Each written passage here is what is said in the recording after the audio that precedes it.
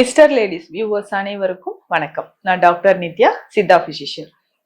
பருவநிலை மாறும் போது நமக்கு என்ன ஆகும்னா தலைமுடி உதிர்தல் பிரச்சனை இருக்கும். இப்போ வெயில் காலத்துல இருந்து குளிர்காலம் ஸ்டார்ட் ஆகுது. இந்த கண்டிஷன்லயும் என்ன ஆகும்னா அப்படியே முடி உதிர்ந்து ஒரு நிலைக்கு வந்து நிக்கிறதுக்கே 1 மாசம் 2 மாசம் ஆயிடும். இப்பதான் கொஞ்சம் முடி உதிர்தல் நார்மலா போயிட்டே இருக்கு. திடீர்னு சம்மர் ஸ்டார்ட் ஆகுது, ஆரம்பிச்சிடுச்சு, ரொம்ப ஹேர் ஃபால் ஆகுது அப்படின்னு சொல்லுவோம். இப்போ இந்த கண்டிஷன்ல பார்த்தோம்னா நமக்கு கோடை காலம் ஸ்டார்ட் ஆக போகுதுன்னா ரொம்ப முடி உதிர்தல் தெரியும். அதிகமான வியர்வை, தலையில வந்து அதிகமான வியர்வை இருக்கும். ஒரு சிலருக்கு டேண்ட்ரஃப் அதிகமா இருக்கும். ஸோ சம்மர் ஸ்டார்ட் ஆயிடுச்சு. இப்போ ஒரு சிலருக்கு வந்து இந்த பனி காலத்துல அதிகமான டேண்ட்ரஃப் பிரச்சனை இருக்கும். ஒரு சிலருக்கு இந்த வெயில் காலத்துல அதிகமான டேண்ட்ரஃப் பிரச்சனை இருக்கும். இந்த முடி உதிர்தலுக்கு முக்கியமான ஒரு காரணம் அப்படின்னா இந்த பொடுகு பிரச்சனையை சொல்லலாம், டேண்ட்ரஃப். அதுக்கப்புறம் பார்த்தோம்னா இந்த சொரியாசிஸ் இருக்கக்கூடியவங்க தலையில எப்பொழுதுமே பார்த்தோம்னா தலை முடியே இல்லாம எப்பவுமே வந்து நிறைய பேர் நம்ம பார்த்திருக்கோம், தலைமுடியை ஃபுல்லாவே வந்து ஷேவ் பண்ணிட்டே இருப்பாங்க. கொஞ்சம் முடி வந்துச்சுனாலும் என்ன ஆகுதுன்னா ரொம்ப வந்து ஸ்கேல்ஸ் ஃபார்ம் ஆக ஆரம்பிக்குது, ரொம்ப ஆயிலியா ஆகுது ஸ்கின்னு, உடனே அழுக்கு சேர்ந்த மாதிரி ஆயிட்டு முடி வந்து வேரோட எடுத்துட்டு வர மாதிரி இருக்கு அப்படின்னு சொல்லுவாங்க. இந்த மாதிரி நமக்கு கோடை காலங்கள்ல தலையில அதிகமான வியர்வை வர்றதுனால வரக்கூடிய ஒரு பிரச்சனை. இதுல ஃபாலிகுலைட்டிஸ் அப்படின்ற ஒரு கண்டிஷன் இருக்கும். தலையில வந்து சின்ன சின்னதான கொப்புளங்கள் மாதிரி வரக்கூடிய ஒரு நிலை. ஸோ ஃபாலிகுலைட்டிஸ் அப்படின்னு சொல்லக்கூடிய கண்டிஷன் இருந்துச்சுன்னா நம்மளுடைய ஹேர் ஃபாலிகுல்ஸ்ல இன்ஃப்ளமேஷன் ஆகுது, ஏதாவது ஒரு பூஞ்சை தொற்று இன்ஃபெக்ஷன் ஆகுது. அந்த சமயத்துல என்ன ஆகும்னா கூந்தல் அந்த ஹேர் ரூட்ல இருந்து வெளியில வர ஆரம்பிச்சிடும்.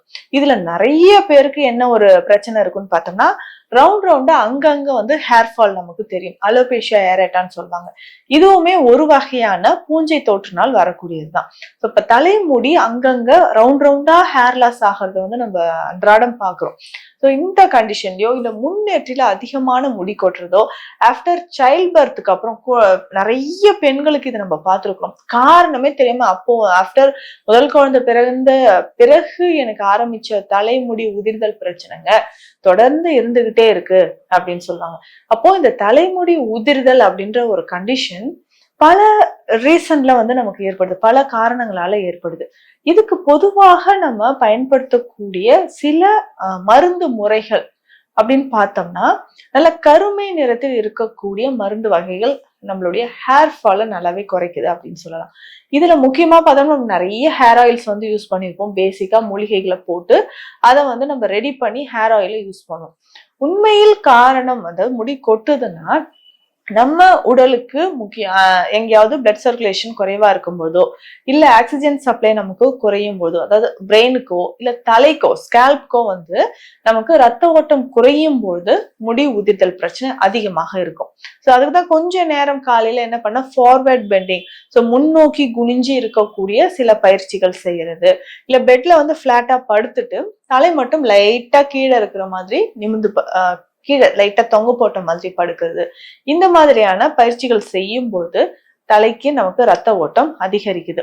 ஒரு சிலருக்கு பார்த்தோம்னா கழுத்து பகுதியில செர்விக்கல் ஸ்பான்லோசிஸ் கண்டிஷன் இருந்து நரம்புகள் அழுத்தப்படலாம். ஸோ இதனாலையும் தலைக்கு வந்து ஒரு மாதிரியான மறுமரன், ஒரு சிலர் சொல்லுவாங்க தலையில மறுத்து போற மாதிரி ஒரு உணர்வு தெரியுதுங்க.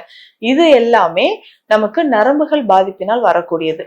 சிலருக்கு தலைக்கு போகக்கூடிய ஆர்ட்ரிஸ்ல ரத்த நாளங்கள்லயுமே அடைப்பு ஏதாவது இருந்தாலும் நமக்கு பிளட் சர்க்குலேஷன் குறையறதுனால தலைமுடி உதிர்தல் அப்படின்ற பிரச்சனை வரும். இப்ப கோடை காலம் ஸ்டார்ட் ஆகுது, அதிகமான வியர்வையில ரொம்ப முடி உதிர்தல் இருக்குன்னா இதை எப்படி சமாளிக்கலாம், ரொம்ப ஈஸியா நம்ம பயன்படுத்தக்கூடிய மூலிகைகள் என்னென்ன அப்படின்றத தெரிஞ்சுக்கணும். இதுக்கு பல பதிவுகளை நம்ம சொல்லியிருக்கக்கூடிய ஒரு முக்கியமான எண்ணெய். இந்த ஆயில்ல செய்யக்கூடிய விஷயங்கள், இதுல சேர்க்கக்கூடிய பொருட்கள் ரொம்ப ரொம்ப முக்கியமானது. என்னென்ன மூலிகைகள் இதுல சேர்க்க போறோம், இது எப்படி நம்மளுடைய தலைமுடி உதிர்தலை தடுக்குது அப்படின்றதும் நம்ம தெரிஞ்சுக்கலாம். இதற்கு தேவையானது அப்படின்னு பார்த்தோம்னா ஒரு 1/2 லிட்டர் அளவுக்கு தேங்காய் எண்ணெய், சுத்தமான தேங்காய் எண்ணெய் வேணும். 1/4 லிட்டர் 250 ml அளவுக்கு நம்ம என்னன்னா ஆமணக்கு எண்ணெய் அப்படின்னு சொல்லக்கூடிய விளக்கெண்ணெய் எடுத்துக்கணும். ஸோ இந்த தேங்காய் எண்ணெய் விளக்கெண்ணெய் ரெண்டுத்தையும் நல்லா மிக்ஸ் பண்ணிக்கணும். அதற்கு அடுத்தது வந்து பார்த்தோம்னா இதனோட சேர்க்கக்கூடிய மூலிகைகள் என்னென்ன அப்படின்னு நம்ம தெரிஞ்சுக்கலாம். எள்ளு, முளை கட்டிய எள்ளு ரொம்ப ரொம்ப இம்பார்ட்டன்ட். நல்ல எள்ளு வந்து ஒரு 200 கிராம் அளவுக்கு எடுத்து முளை கட்டி எடுத்து நைட்டே ஊற வச்சுட்டு அடுத்த நாள் துணியில முடிஞ்சு வச்சோம்னா முளை கட்டி வரும். இதை அரைச்சிடணும். ஸோ ஃபர்ஸ்ட் வந்து எப்படின்னா நல்லா மிக்சியில போட்டு பேஸ்ட் முளை கட்டிய எள்ள மிக்சியில போட்டு நல்லா அரைச்சி எடுத்துடணும். அதுக்கப்புறம் சின்ன வெங்காயம் நமக்கு தேவைப்படும். சின்ன வெங்காயம் எப்படி இதுல சேர்க்கணும்னா தோல் எல்லாம் எடுத்துட்டு அரைச்சிட்டு இதுமே பேஸ்ட் மாதிரி திக்கா வந்து பேஸ்ட் மாதிரி எடுத்து வச்சுக்கணும். அதற்கு அடுத்தது பார்த்தோம்னா கருப்பு உளுந்து. கருப்பு உளுந்து எதற்கு தேவைப்படுது? முடியோட வன்மைக்கும் ஒரு ஷைனிங் வர்றதுக்கும் நமக்கு இது யூஸ் ஆகுது. கருப்பு உளுந்தும் என்ன பண்ணோம்னா ஊற வைத்து நல்லா அரைச்சி திக்கா நம்ம வந்து பேஸ்ட் மாதிரி எடுத்து வச்சிடணும். இதனோட சேர்க்கக்கூடிய மற்ற சில மூலிகைகள் அப்படின்னு பார்த்தோம்னா கரிசலாங்கண்ணி. கரிசலாங்கண்ணி ரொம்ப ரொம்ப சிறந்தது. முடியோட வளர்ச்சிக்கு இது வந்து ரொம்ப உறுதுணையாக இருக்கும் அப்படின்னா கரிசலாங்கண்ணியை சொல்லலாம். கரிசலாங்கண்ணி இலை இதுக்கு தேவைப்படுது. நெல்லிக்காய், கடைசியாக இதுல வந்து சுக்கு ஒரு 10 கிராம் சேர்க்கணும்.